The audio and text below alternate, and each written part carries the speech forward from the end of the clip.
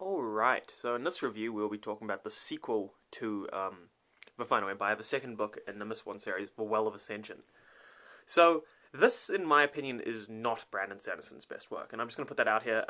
So this book, for me, in terms of the way Brandon Sanderson writes, I'd say it's quite average. But that's not to say you shouldn't read it, because in this book there is some really, really good stuff. But the problem is that it's sort of tempered by just a whole bunch of, like, I don't necessarily want to say boring, because stuff is happening, but not the most compelling stuff, and there is some stuff in here which is really just like annoying and like grates on me. So let's get into that. So the good stuff, everything at the end of a. By the way, this is all spoilers. I gave up. I did the spoiler-free thing last video. It didn't work out well for me. I didn't enjoy it, so we're back to spoilers. So just keep that in mind. So I liked the everything at the end is good.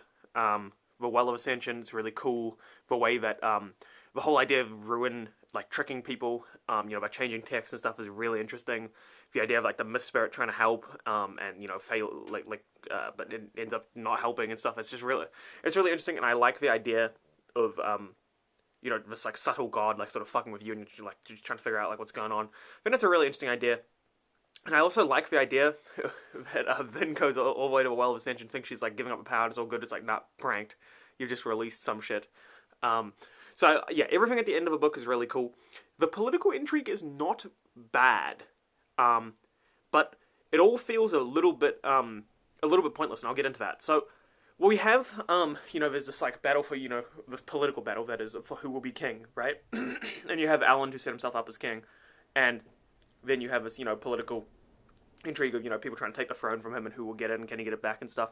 But it always just feels like Alan is shooting himself in the foot a little bit by being like all moralistic and stuff. He's like, yes, you can oust me as king, I'll let you. And you're like, okay, that's fine. But it does make you, it makes you feel a little bit less engaged in the character, because he's like, well, if he wanted to solve his issues, he could, And the other thing as well, which undercuts the entire thing, is that there's a whole bunch of armies outside, right, while they're doing all this political intrigue. So you're like, well, does it really matter? Because you guys are just going to lose in, like, whenever they attack anyway. So, like, who really cares? Which I understand is not actually how it works, right? Because, who's in charge matters. Even if you're losing a war, you want to have some guy who negotiates well or whatever. I get that, and that's the points they're making in the book. But it does just feel a little bit less impactful, because it's not like if you think A Song of Ice and Fire, right? Imagine, they're contending for the Iron Throne or whatever, but imagine it's just like 5 million dudes who'll just come in and immediately take the Iron Throne from them like a month later. Well, it's going to feel less impactful, even if maybe, it's still a big deal. It just takes the spice out of it a little bit. There's a little bit of relationship drama in this book between Vin and Alan. Nothing necessarily bad, but just kind of sort of learning to trust each other and like figure each other out a little bit. And that would be okay. I don't mind, people in real life, they go through that sort of stuff, particularly as they enter more long-term relationships. I get it, right? But now this is where my main criticism of this book was twofold. First of all, the stuff with the armies outside just goes on too long. The political intrigue, it's like hundreds of pages of just, like, the same sort of stuff repeating, like, will the armies attack? Will they not attack? Will they attack? Will they not attack? How can we stop them attacking? And it eventually gets a little bit old. Although, one more thing I did like, I did really like this terrace woman just rolls up to Alan and she's like, you are a terrible king, slap, slap, slap. You will be a good king, slap, slap, slap. Which, I mean, it's a little bit ridiculous, but I really liked it, and I liked how Alan grew over the course of his book, so that's good. But now let's get into the real cringe. So we have, those long, the army's taking too long and being a bit boring, but that's not the real cringe. The real cringe is the worst character that Brandon Sanderson has ever written, called Zane. And this whole thing is just causes me physical pain. So let's get into it.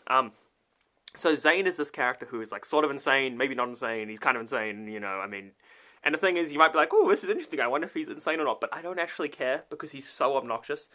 And so he's just this, like, literally, when you think of edginess, like, personified as a character, that's him. He's like, yes, I am of the mists. You do not other people can't understand us because we are of the mists. Let's go kill people because we are of the mists. We are Mistborn. We are of the mist. Also, I'm insane. Mists.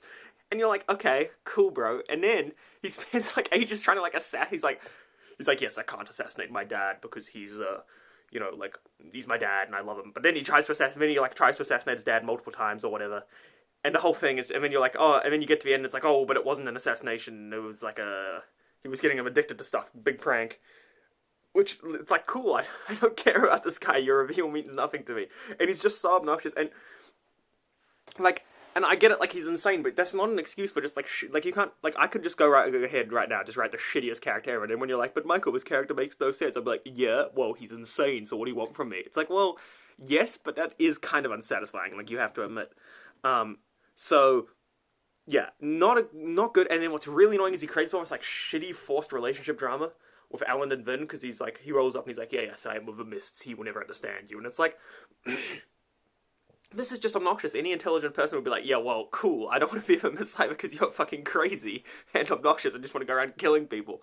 And you're an enemy, you're literally on the other side. And Vin, but instead of thinking this, Vin is like sort of forced in. Like, I think this is some of the first, like, bad character writing I've seen from Brandon Sanderson. Because Vin, instead of, like, seeing the obvious thing where it's like, yeah, Vin, who doesn't trust anyone, by the way, just immediately starts trusting this guy and, like, sparring with him, even though he's literally an enemy, and tells her multiple times he's an enemy. Is she's like, yeah, do I love him, do I not? It's like, what are you talking about? You've barely met him. Even, like, someone like you should know this. So, this is really, you can see I'm a bit frustrated by this. And this takes up a lot of pages as well. Oh, okay, now that I finished complaining, one more good thing about this book, though, is I fucking love Tensoon / Orsa Vakondra. Very cool. I just enjoy his character a lot, and I liked that. I also liked the final battle at the end.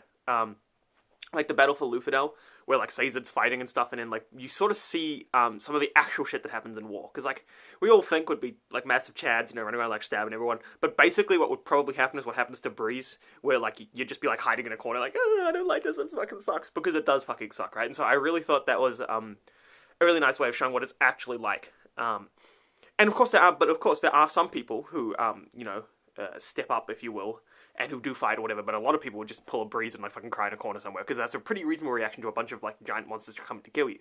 So yeah, I really enjoyed that.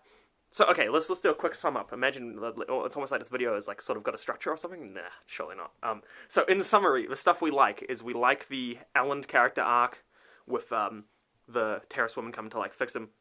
We like a little bit of a political intrigue, but like we wish we had less. We like referring to ourselves as the royal we for some reason. I like everything that happens at the Well of Ascension is really cool. I like the Ruin storyline. I like the battle at the end. I like the character of Orsa / Tensoon Vakondra. And I'm adding a new thing at the end here.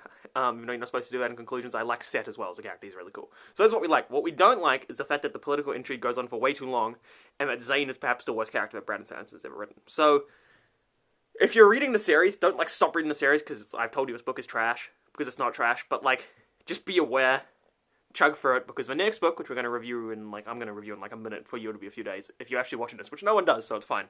The next review will dive into the third book, which is perhaps the best book in the series and is really based. So yeah, thanks for watching, and see you guys next time, maybe.